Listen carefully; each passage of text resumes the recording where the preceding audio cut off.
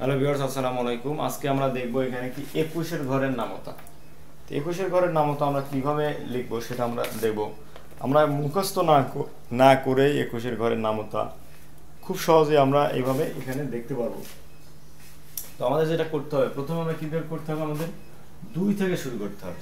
So 2 থেকে আমাদের যে জোড় সংখ্যাগুলো আছে সেটা লিখব। তো 2 এর পর কি হয়? জোড় সংখ্যা 4 হয়। 4 এর পরে জোড় সংখ্যা হলো 6, 6 এর পরে জোড় সংখ্যা হলো কত? 8, 8 এর পরে জোড় সংখ্যা 10, 10 এর পরে 12, 12 এর পরে হলো 14। আচ্ছা, এরপরে 14 এর পরে কত জানি আমরা? 16, 18, 18 পরে কি 20।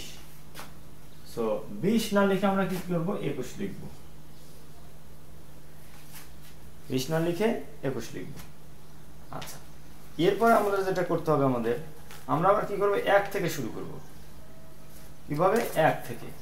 তাহলে এখানে লিখব 1, 2, 3, 4, 5, 6, 7, 8, 9, 10।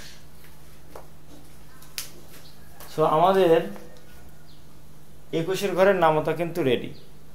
21 একে 21, 21 দুগুণে 42, 3 21 43, 4 21 84, 5 21 105, 6 21 126, 7 21 147, 8 21 168, 9 21 189, 10 21 210। সো এইভাবে কিন্তু আমরা খুব সহজেই 21 এর ঘরের নামতা লিখতে পারি।